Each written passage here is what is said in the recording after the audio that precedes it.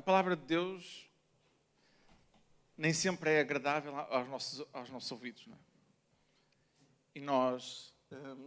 estou a preparar o caminho. Nem sempre é agradável aos nossos ouvidos. Eu li alguns que nós cristãos nós precisamos de querer muito Deus para todas as semanas virmos a um sítio onde se prega a palavra de Deus e somos confrontados com a palavra de Deus. E a palavra de Deus por si só confronta-nos com a nossa vida. E nós passamos a nossa vida a ser confrontados com a palavra de Deus e ainda assim nós vimos ao culto e adorar a Deus. E isso significa alguma coisa sobre nós. Nós estávamos a cantar que esta casa é a sua casa e nós deixamos esta casa para Deus e Deus faça o seu trono nesta casa. Mas havia um povo lá há 2000 anos atrás que dizia a mesma coisa. Eles tinham um templo. Era a casa de Deus. Tinham um templo. E eles zelavam pela casa de Deus. E diziam que eles eram os zeladores da lei, da palavra de Deus.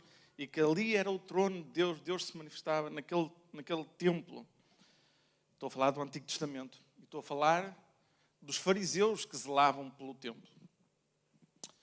Mas quando os fariseus, os sacerdotes, quando Jesus veio, e ele era Deus, o Deus desse templo, quando chegou ali ao pé deles, ele disse-lhes, cara a cara, que eles não conheciam Deus, que eles não serviam Deus, que eles eram hipócritas, porque diziam que amavam Deus, que serviam Deus, mas na verdade, eles não faziam isso. Então, estes fariseus, qual era o problema deles? O problema deles é que eles zelavam mais pela aparência do que propriamente pela essência. Então, que Jesus lhes apontou o dedo e tomou-os sempre como exemplo quando queria falar sobre hipocrisia. Eram sempre os exemplos. Jesus pegava neles e mostrava como é que nós não deveríamos ser. Não sejais como os fariseus hipócritas. Fugi do fermento dos fariseus. Ou seja, a influência dos fariseus, da hipocrisia, é algo abominável aos olhos de Deus. Mas a pergunta que já fiz aqui hoje uma vez, e outra vez faço, é: será que se o Ângelo ali... Agora foste tu o exemplo. Se o Ângelo fosse um fariseu aqui no nosso meio, será que nós dávamos por ela? Ele veio, tocou aqui, maravilhosamente bem, cheio de técnica.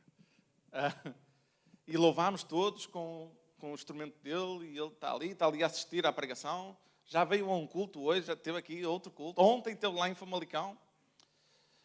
E será que nós tínhamos alguma capacidade de entender que ele era fariseu?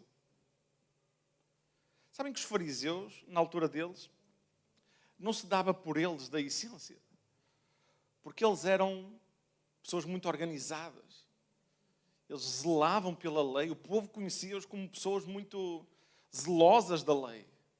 Eles faziam cumprir a lei. Independentemente do que o povo achasse, eles eram, extremamente organizados no templo, os sacerdotes no templo, fazer todos os rituais, eles eram extremamente precisos.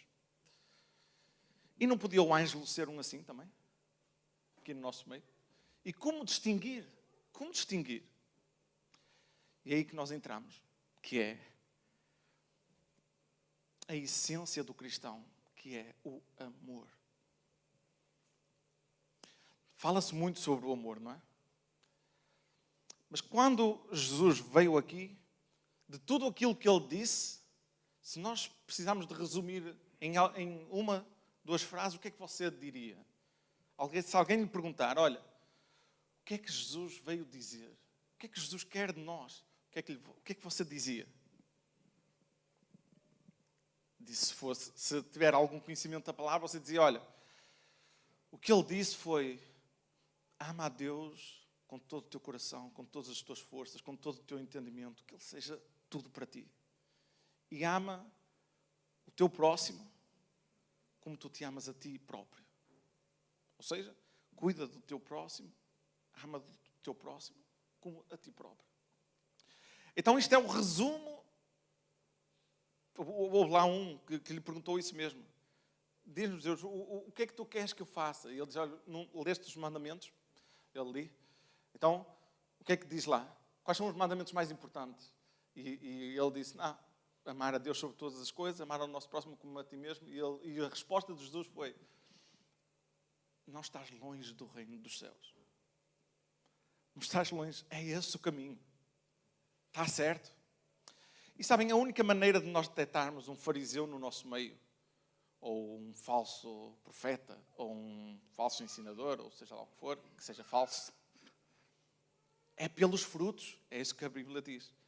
Pelos frutos os conhecereis. Estejam atentos aos frutos deles. Porque eles vão dar frutos não do Espírito, vão dar frutos da carne. Eles não vão amar como Jesus disse para amar. Mas se na igreja não existe uma cultura de amor entre as pessoas, como é que vamos detectar?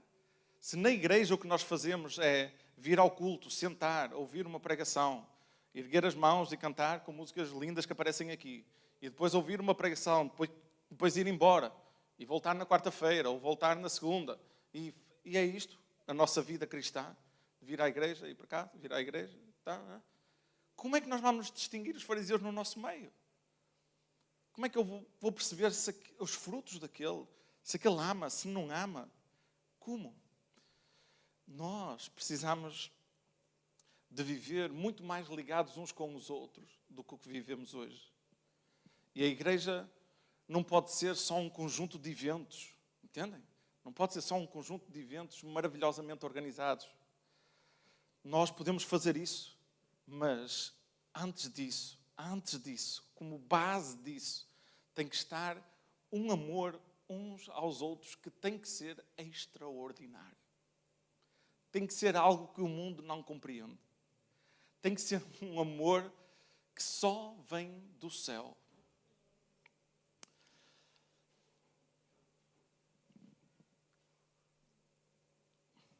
Primeira Coríntios 13, 1 diz assim: ainda que eu falasse a língua dos homens e dos anjos, e não tivesse amor, seria como um metal que soa ou como um sino que tine. E ainda que tivesse o dom de profecia e conhecesse todos os mistérios, toda a ciência, e ainda que tivesse toda a fé, de maneira tal que transportasse os montes, e não tivesse amor, nada seria. E ainda que distribuísse toda a minha fortuna para sustento dos pobres, e ainda que entregasse o meu corpo para ser queimado e não tivesse amor, nada seria. Antes deste texto, imediatamente antes, 1 Coríntios 12, Paulo está a falar sobre os dons espirituais, a discipular lá os coríntios, a falar sobre os dons de profecia, de língua, e depois ele diz isto, olha, mas o que ele está a dizer aos coríntios é, isto é assim, assim, assim, mas eu vou-vos, o final do capítulo 12 é, mas eu vou-vos mostrar um caminho ainda mais excelente. E depois começa a dizer isto, ainda que vocês falassem todas as línguas e houvesse profecias e não tivessem amor, esquece. É como se não houvesse nada. Ainda que vocês dessem tudo o que têm para os outros e isso fosse sem amor, esqueçam, é como se não fizessem nada. Ainda que tivessem todo o conhecimento, todas as profecias, que soubessem tudo de trás para a frente, se não tivesse este amor em prática dentro da igreja, esquece, é nada, é zero para Deus. Então Paulo está aqui a dizer que as coisas na igreja têm que ser construídas nesta base. Primeiro tem que estar o amor. E se não houver amor, esquece. É melhor parar. E começar outra vez. E já vamos ver como.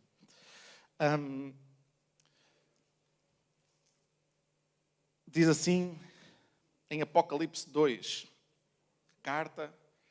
uma carta à igreja de Éfeso, diz assim: escreve ao anjo da igreja de Éfeso, isto diz aquele que tem na sua destra as 7 estrelas, que anda no meio dos 7 castiçais de ouro. Eu conheço as tuas obras e o teu trabalho, e a tua paciência, e que não podes sofrer os maus. E puseste à prova os que dizem ser apóstolos e não o são, e tu o achastes mentirosos. Até aqui tudo bem, não é? Até aqui está legal, a igreja de Éfeso. E sofreste, e tens paciência, e trabalhaste no meu nome, e não te cansaste. Até aqui, impecável a igreja de Éfeso. Mas tenho, porém, contra ti, que tu deixaste o teu primeiro amor. Lembra-te, pois, de onde caíste e arrepende-te, e pratica as primeiras obras. Quando não, brevemente a ti virei e tirarei do seu lugar o teu castiçal, se tu não te arrependeres. Tens, porém, isto, que odeias as obras dos nicolaítas, as quais também eu odeio. Quem tem ouvidos, ouça o que o Espírito diz às igrejas. Ao que vencer, dar-lhe-ei a comer da árvore da vida que está no meio do paraíso de Deus. Então percebem? A igreja de Éfeso estava a fazer muitas coisas boas. Ou aparentemente boas. Eles confrontavam aqueles que diziam mentiras, não os aceitavam no meio deles. Eles trabalhavam para Deus, faziam a obra de Deus. Mas está aqui Jesus, Deus, para quem eles trabalham, a dizer: eu tenho uma coisa contra ti, que é, tu esqueceste o porquê do que tu estás a fazer. Tu fazes, tu continuas a fazer, fazes muitas coisas, e está tudo bem o que estás a fazer, mas tu esqueceste porquê que estás a fazer isso. Então tu precisas de parar de fazer tudo. Parar com as obras todas que tu estás a fazer. E diz, é a palavra que diz, não é? Para com tudo. Volta às primeiras obras. Volta ao primeiro amor. À maneira como tu me amavas antes, quando começaste a fazer as coisas. Volta lá atrás. E aí, quando tu me amares de todo o teu coração, quando vocês na igreja se amarem uns aos outros, como a cada um, como a si próprio, aí comecem a fazer as coisas a partir daí. Ou seja, nós somos muito bons a fazer coisas genuínas que vêm do nosso coração e fazemos. Mas nós também somos muito bons a nos enganarmos a nós próprios. Percebe? Era o que aqui estava a acontecer na igreja de Efésios. Eles estavam a achar que estavam a fazer para Deus, e o próprio Deus veio-lhes dizer que não, se vocês não estão a fazer com o amor que eu quero que vocês façam, então esquece, não é para mim. Não é, eu não quero isso. Quero que vocês voltem atrás e comecem pelo amor outra vez. Então nós precisamos nas nossas igrejas, em tudo o que nós fazemos, nós podemos fazer, mas precisamos de questionar sempre o porquê é que estamos a fazer isto. E se o amor está a rolar na nossa igreja, e por causa deste amor nós fazemos alguma coisa. Percebem? Nós podemos pregar, mas se nós não amarmos o povo, a nossa pregação é vã. Nós podemos louvar, mas se nós não estamos a servir o povo de coração ao louvar a Deus, o nosso louvor é vão. O amor tem que estar na direção de tudo o que se faz. E não pode ser uma questão de, eu agora é suposto eu pregar. Eu vou pregar, mas não posso esquecer que eu tenho que pregar com amor pelo povo. Não, é o contrário. É que se tu não tiveres amor, não vais nem sequer pregar. Percebes? Então, nós precisamos de pôr as coisas por ordem. Nós não temos que fazer nada. Nós precisamos de amar. E depois, quando este amor estiver enraizado em nós, o Espírito Santo em nós vai nos fazer pregar, vai nos fazer louvar, vai nos fazer dar a vida uns pelos outros. É o Espírito Santo dentro de nós. Quando este amor estiver a fluir no nosso meio. Entendem? Para quem é este amor? Este amor que vem de Deus. O Espírito Santo que vem de Deus, que nós dizemos que Ele está em nós. Ele, de alguma maneira, tem que nos fazer ser diferentes das pessoas que não têm o Espírito Santo. Já pensaram nisso?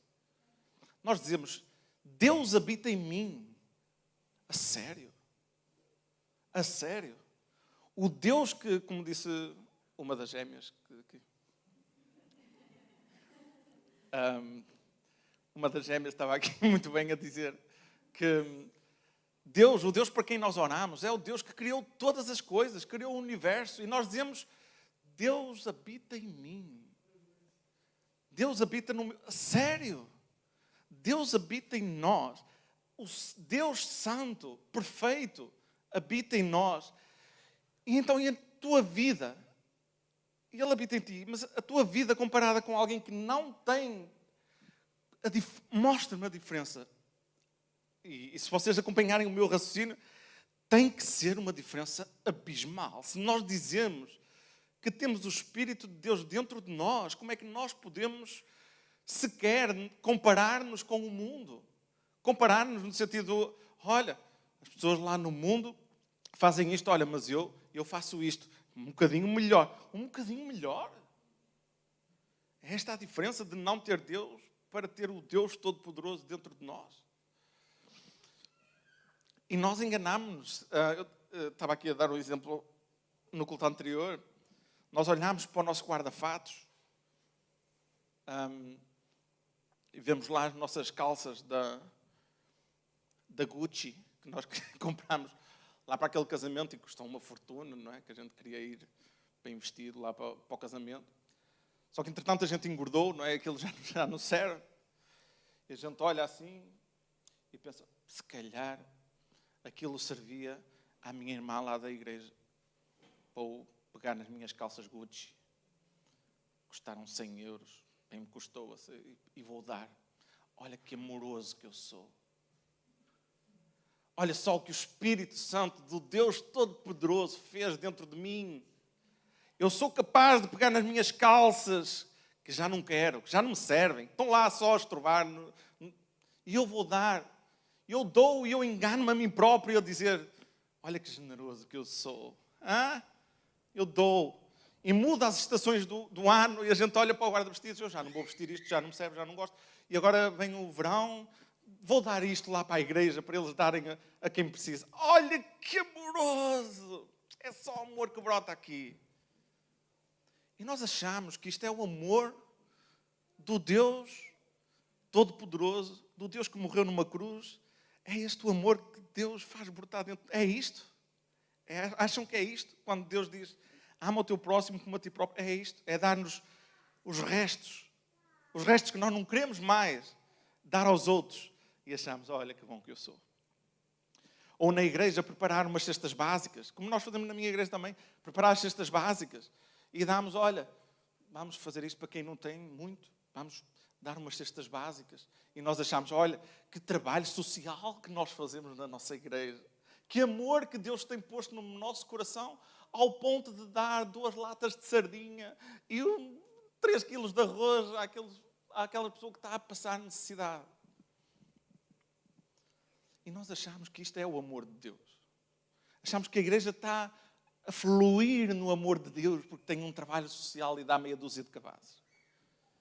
E eu pergunto, é este o mesmo amor do Deus que morreu lá numa cruz, esvaiu-se em sangue, foi torturado e estava a pensar em si, na sua salvação? O amor que este Deus coloca no teu coração é isto. É dar meia dúzia de cestas básicas, dar o que te sobra do teu guarda-vestidos e... O amor, para nós entendermos se o amor que nós estamos a viver é um amor que vem de Deus, nós temos que olhar para o mundo e perceber, não, no mundo não fazem isto. E sabem, no mundo dão cestas básicas aos montes por aí. O Banco Alimentar faz isso. Dá muito mais do que as igrejas. Toda a gente dá a roupa que tem a sobrar. Toda a gente faz do tempo que tem, que sobra, faz 30 por uma linha. Mas isso nós vemos no mundo. E nós achamos que isso que é o que nós fazemos também, fazemos mais um bocadinho que aos outros, não é? Mais um bocadinho. Porquê? Porque o Deus Todo-Poderoso habita em mim. Então Ele dá 2 cestas básicas, mas eu sou capaz. E eu dou 2 cestas básicas, mais uma lata de salsichas. Porque o Deus Todo-Poderoso habita em mim. E há qualquer coisa de incongruente aqui.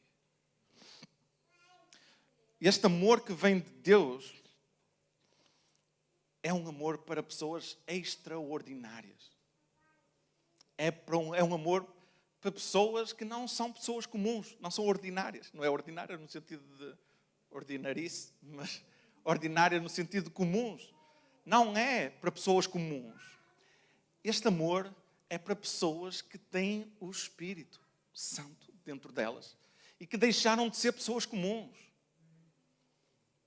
Nós cantamos aqui, esta casa é a sua casa. Nós deixamos ela para ti, Jesus. Mas nós deixamos ela para ti, Jesus. É preciso que você saia da casa. É preciso que você saia do trono.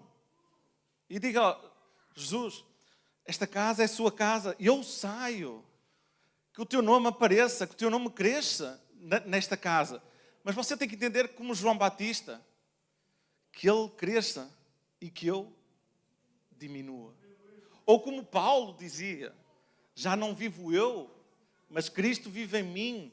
E a vida que eu vivo hoje na carne, vivo na fé do Filho de Deus que se entregou por mim. Ou seja, onde é que está Paulo? Onde é que está Paulo? Paulo faleceu. Paulo faleceu. O Paulo que tinha vontades e desejos e um ego, esse Paulo desapareceu. Era um velho homem que desapareceu.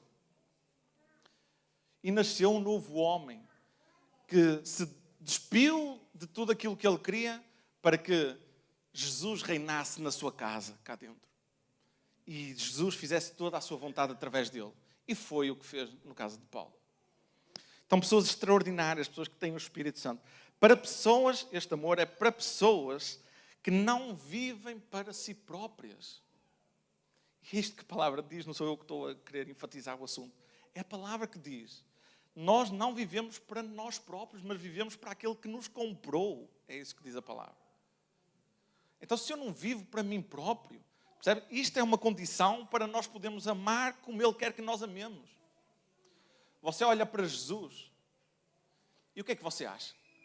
Acha que Ele se amou a si próprio ou que Ele desprezou a sua vida para amar os outros? O que é que você acha? É fácil, não é? Na vida dele é fácil e na nossa é fácil. Eu consigo olhar para a minha vida e pensar, não, eu pus de lado a minha vida para servir os meus irmãos. Eu pus de lado a minha vida, você sente isso? E a questão é, isto é a base do cristianismo, percebem? A base, porque foi o que Jesus disse, olha, de tudo é este o resumo. Paulo diz isso em Gálatas.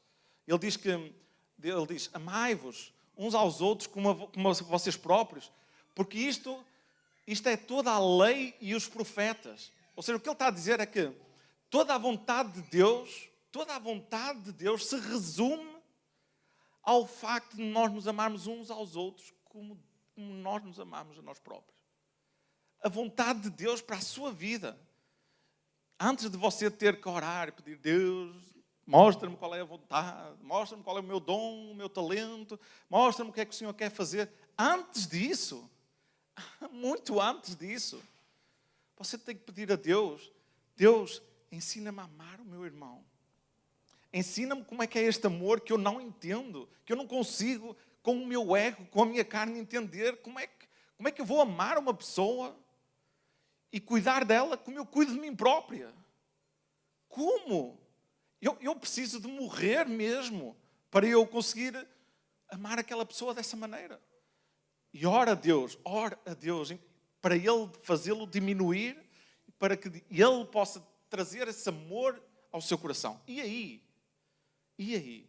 Quando você olhar para esta base e pensar, eu amo Deus, todas as minhas forças, é Ele, é tudo o que eu quero nesta vida.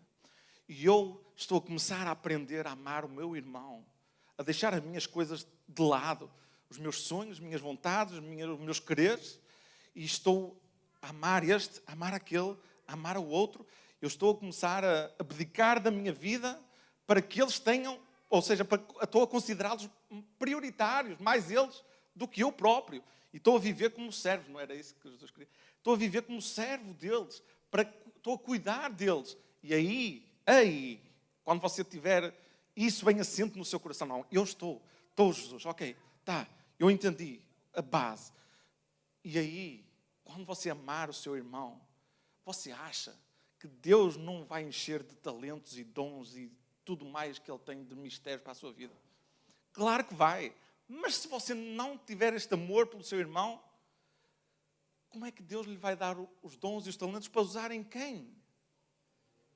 Percebe que os dons e talentos são para usar em serviço da igreja. Não é isso que nós aprendemos? Em serviço da igreja que você ama, que você serve, que você vive para ela. Nós não podemos achar que podemos viver para nós próprios e viver para Deus ao mesmo tempo. Tudo isto.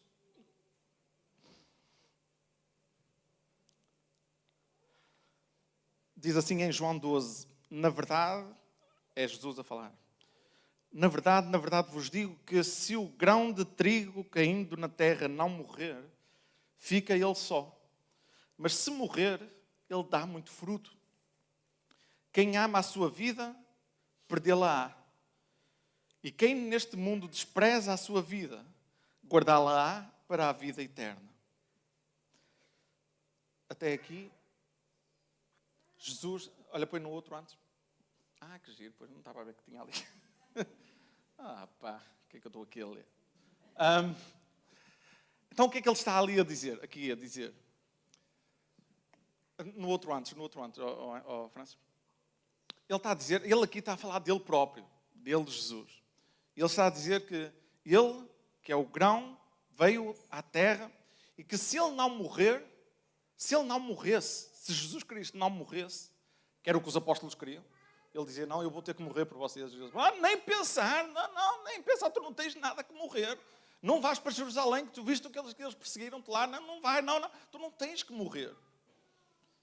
E Jesus até se virou para Pedro, né, diz, sai para lá, Satanás, tu só pensas nas coisas do mundo, não pensas nas coisas de Deus. Então Jesus estava a dizer, se eu não morrer, eu vou ficar eu só. Mas se eu morrer, eu vou dar muito fruto. E o fruto da morte de Jesus está aqui. Não é? Nós somos o fruto da morte de Jesus. Porque Ele morreu por nós, nós hoje temos vida com Ele. Foi a nossa única chance de chegar a Deus. Foi Ele ter morrido por nós. E Ele agora continua e diz, e quem ama a sua vida, perdê-la-á. E quem neste mundo odeia a sua vida, guardá-la-á para a vida eterna. E depois diz, se alguém me serve, ou seja, que somos nós, não é? Se alguém me serve, siga-me. E onde eu estiver, ali estará também o meu servo. E se alguém me servir, o meu Pai o honrará. Então o que é que Jesus está a dizer? Aquele que me serve, o que é que ele vai fazer? Vai-me seguir, vai fazer como eu. Vai fazer como eu. E como é fazer como Jesus? Vai ter que morrer. E por causa de ter morrido, ele vai dar muito fruto. E é assim que se gera o amor na igreja. Pessoas que morrem para si próprias e que nelas brota o amor de Deus. E este amor de Deus a correr no meio da igreja vai dar vida a muita gente. Mas para você dar vida, dar fruto, vida a muita gente, você precisa de morrer, de perder a sua vida. De entender, de ter a consciência de que você está a perder alguma coisa neste mundo. Eu estou a perder alguma coisa, estou a perder oportunidades, eu estou a perder sonhos, estou a perder isto, estou a perder tempo, estou a perder isto. Porquê? Mas eu estou a perder porque eu estou a ganhar com Deus. Eu estou a ganhar com Deus, estou a buscar Deus, estou a servir aquele, a servir o outro. Ninguém vê. Mas eu fiz isto, e isto está-me a custar o meu tempo, está-me a custar a minha vida. É como se eu estivesse a perder esta vida. Estou a perder. Mas você não está a perder. Você está a ganhar. E está a fortificar para Deus. E está a fazer aquilo que Deus quer que você faça. E a menos que você faça isso, você está só a enganar-se e a vir a cultos e a ser... Está a ver?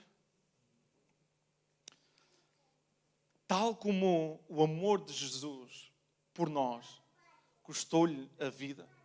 Custou-lhe a vida. E ele era Deus, podia estar muito bem quietinho lá, na sua glória, não é? Mas ele veio, foi desprezado, foi cuspido, foi humilhado pelos homens, foi torturado, foi posto numa cruz, morreu lá na cruz, de uma maneira horrível. E ele fez isto porque nos amava.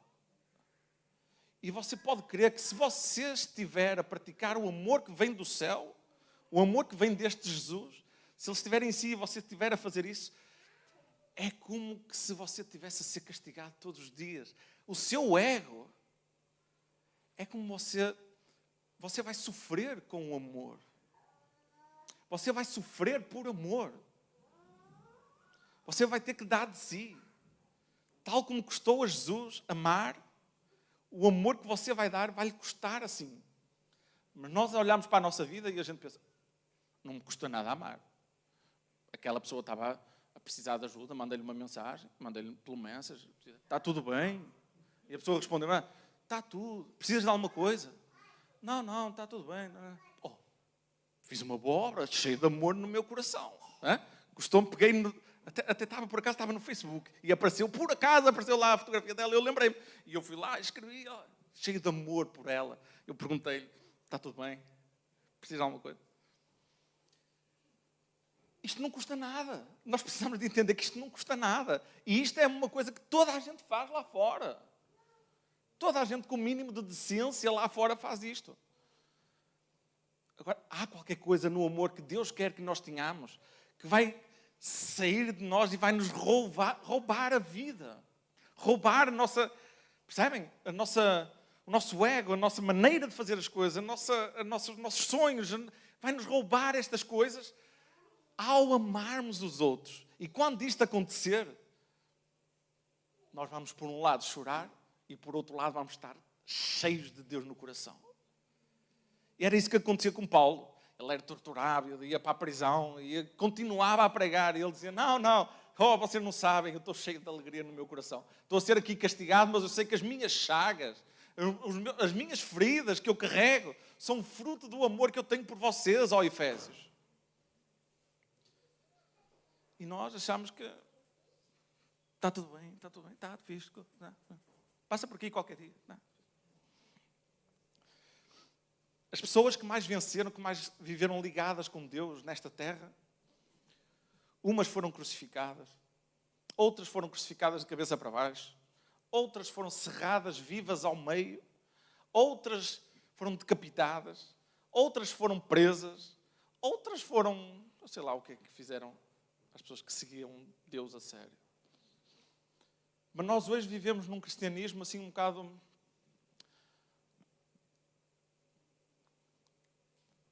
É um cristianismo em que nós achamos que Deus mudou de alguma maneira.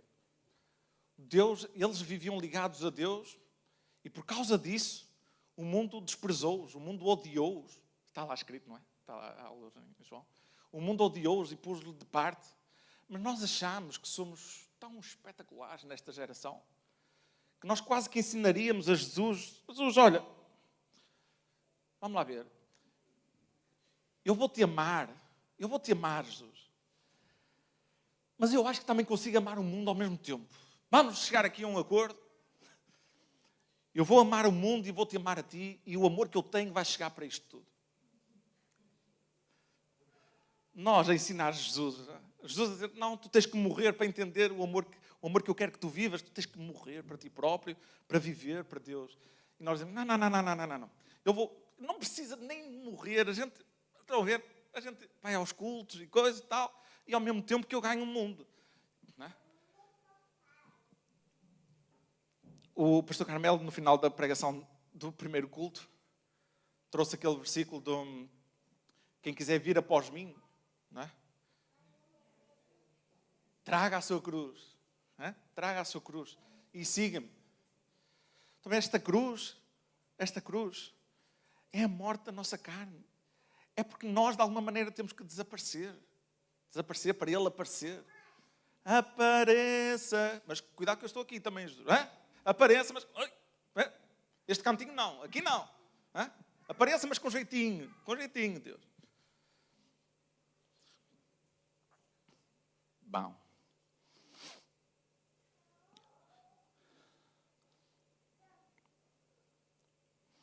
Há um texto aqui em 2 Coríntios 6 que mostra a disposição de Paulo. E a partir do versículo 8, Ele diz assim, ele fala de como o mundo vê a ele e como ele se vê em relação a Deus. Então ele vive neste binómio que nós precisamos de viver também. Que é um binómio de quem morreu para o mundo e vive para Deus. E ele diz assim, quer por honra, quer por desonra, por infâmia, ou seja, quer me difamem, ou tenha eu boa fama, como enganadores, mas sendo verdadeiros. Ou seja, dizem que eu sou um enganador, mas eu sei que eu falo a verdade. O mundo diz que nós somos enganadores, mas eu sei, Deus sabe que nós somos verdadeiros. Versículo 9. Como desconhecidos, ou seja, não somos conhecidos, o mundo não nos conhece, mas sendo bem conhecidos. Por quem? Por Deus. Como morrendo, o mundo olha para nós e é como se nós estivéssemos a morrer. E eis que estamos vivos para Deus. Como castigados, mas não mortos. Como pessoas tristes, mas estamos sempre alegres. Como pobres, mas enriquecendo a muitos. Como nada tendo, mas possuindo tudo. Percebem? O sentimento de Paulo era este de... O mundo pode dizer, olha para mim e vê uma coisa. Mas Deus olha para mim e vê uma coisa completamente diferente. Então o que lhe interessava não era que o mundo achasse que ele estava triste e que não tinha nada e que era desconhecido e que não era um Zé Ninguém, um pé rapado lá no meio a pregar de igreja em igreja. O que ele queria era saber o que Deus via. É que ele estava vivo, que amava aquelas igrejas, que fazia a obra de Deus e que tinha tudo que era Deus. Então, na consciência dele estava isto, que ele amava Deus sobre todas as coisas e que amava o próximo como a ele próprio. Ele dava a vida por eles. E é isso que a nós é requerido também. A quem é que nós temos que amar? A Deus sobre todas as coisas? Isso é fácil de entender. Mas nós temos que entender que Deus quer que dos outros que não são Deus, dos outros, nós todos, há um grupo de pessoas que Ele quer a sua particular atenção, que é os outros filhos de Deus. E nós todos, nós trabalhamos, temos amigos, temos família e temos muita gente à nossa volta. E nós vamos ser amorosos para toda a gente. Mas você nunca viu na palavra de Deus que nós devíamos servir o mundo? Pois não? Mas você leu que nós devemos servir os filhos de Deus. Então, por exemplo, aqui neste texto, há um texto muito interessante, não sei se vocês conhecem, que é a origem das cunhas. Conhecem? Não conhecem? Em Mateus 10, que a mãe de dois apóstolos chega à beira de Jesus e diz, olha, Jesus, estão aqui os meus dois filhos, filhos de Zebedeu, estão aqui os meus dois filhos. Quando tu chegares ao céu, chamou assim Jesus ao canto, fora dos outros apóstolos, quando chegares ao céu, eu não estou a inventar, isto é mesmo, está escrito, se quiserem eu leio.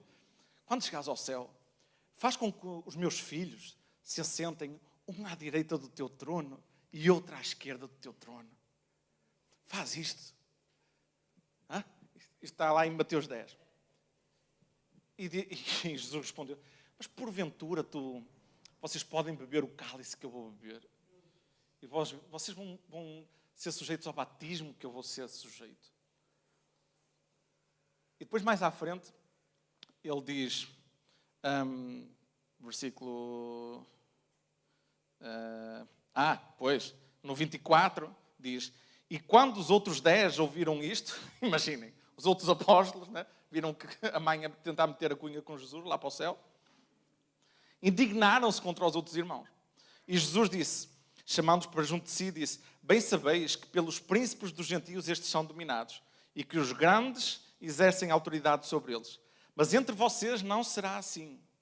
Antes, aquele que quiser ser entre vós fazer-se grande, seja o vosso servo. E qualquer que entre vós quiser ser o primeiro, que seja vosso servo. Bem como o Filho do Homem não veio para ser servido, mas para servir. Então, ele está a dizer, entre nós, no reino de Deus, os filhos de Deus, é assim que vai ser. E a igreja é dele, não é nossa. Não é? E ele é que sabe como é que é a igreja dele. É assim, aqueles que querem ser os primeiros são os últimos. São os que mais servem. Aqueles que são os, quero ser um dia pastor. Pois prepara-te. Queres ser pastor? Então estás a ver aí a igreja? És servo de todos. Parabéns. Ganhaste um trabalho para a vida. Então, isto para dizer que o nosso foco, em termos de servir, é os filhos de Deus. Claro que o mundo vai observar o amor que Deus põe em nós. Mas o nosso foco é amar os seus filhos, os filhos dele. Amém? E para terminar, só falar de como é este amor na prática. Como é isto em prática? É um amor, como nós vimos, que serve. É um amor que faz com que nós sejamos dependentes uns dos outros. A Bíblia diz muito claramente para nós sermos dependentes uns dos outros. Lembra-se quando Jesus diz isso quando diz chorem com os que choram, riam com os que riem. Ou seja, não é suposto alguém estar a passar alguma coisa e nós estarmos no nosso canto felizes da vida e não querer saber. É suposto nós vivemos de tal maneira dependentes uns dos outros que não é possível sair a gargalhada da nossa boca enquanto o nosso irmão está a sofrer. E se é que nós temos o Espírito Santo dentro de nós, se é que nós o temos, Ele vai nos guiar uns para os outros. Entendem? É isso que Ele vai fazer. Ele vai nos guiar uns para os outros. Vai nos mostrar como servir um, como servir o outro e vai nos fazer ser servos dele. É isso que o Espírito Santo faz dentro de nós. É um amor que dá o que tem e não o que sobra. O que sobra, toda a gente dá. Mas este amor que Jesus põe no nosso coração é um amor que dói porque faz-nos dar aquilo que nós também queremos e que precisamos. Mas que se calhar o nosso irmão precisa mais. E nós precisamos de abdicar por causa do nosso irmão. Não é o que nos sobra, do tempo que nos sobra, do dinheiro que nos sobra. Não é esse o que sobra, toda a gente dá. É o amor do mundo. O que eu estou a falar é daquilo que você precisa, que você acha que precisa para viver. E o que o seu irmão tem. Que às tantas você não precisa tanto para sobreviver, para viver. E o seu irmão está a passar pior que você. Paulo fazia isto nas igrejas antigamente. A igreja de Jerusalém era uma igreja pobre, tinha muitos pobres. Então o que é que ele fazia? Passava nas outras igrejas, recolhia as ofertas das outras igrejas e ele próprio diz numa carta que ele fazia isso para quê? Para que entre as igrejas houvesse igualdade.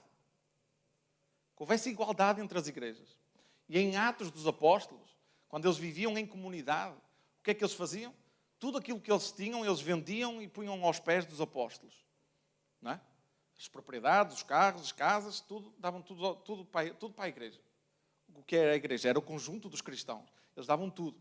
E o que é que os apóstolos faziam? Dividiam todos igual. Para quê? Para que houvesse igualdade entre eles. Para que não houvesse um a passar fome e o outro cheio de comida. Então, a ideia do corpo de Cristo, da maneira como nós devemos viver é esta. E entre nós, não é suposto, aqui, neste lugar, por exemplo, haver aqui pessoas que têm dificuldade em pôr comida na mesa para os filhos e ter aqui pessoas que esbanjam comida e comem e vão comer marisco ali à beira-mar. Não tem... Foi um exemplo assim, pá. Mas vocês percebem o que eu quero dizer.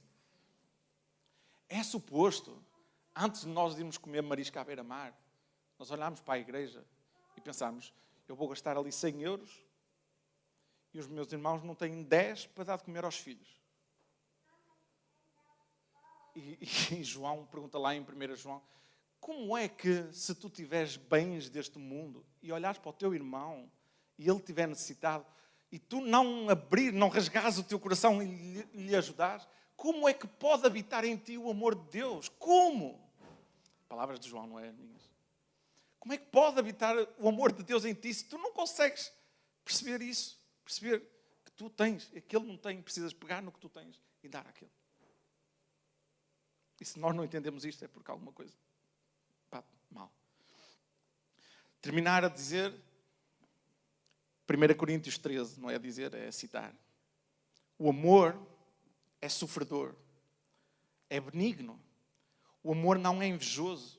O amor não trata com leviandade, não se ensoberbece, não se porta com indecência, não busca os seus interesses, não se irrita, não suspeita mal, não folga com injustiça, mas folga com a verdade.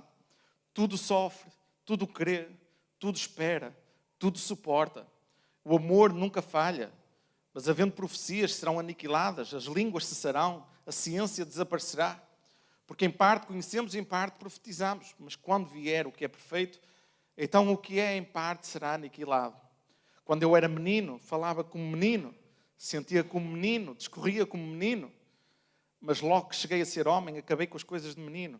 Porque agora nós vemos num espelho como um enigma, mas então um dia lá nós vamos ver face a face. Agora eu conheço em parte, mas então conhecerei como também sou conhecido. E agora, pois, permanecem a fé, a esperança e o amor. Estes três. Mas destes três, da fé, percebem que ele está aqui a dizer que o amor mostra-nos mais do que a fé. Percebe? O amor mostra-nos mais do que a fé. Mostra-nos mais do que a esperança. O amor é a essência do cristão. Destes três, o maior é o amor. O amor tem que ser a nossa essência, mas não é o amor do mundo. Não é para comparar com o mundo. Tem que ser um amor, algo extraordinário que vem de Deus e que nos faz viver uns para os outros. Amém? Eu agradeço a oportunidade, outra vez.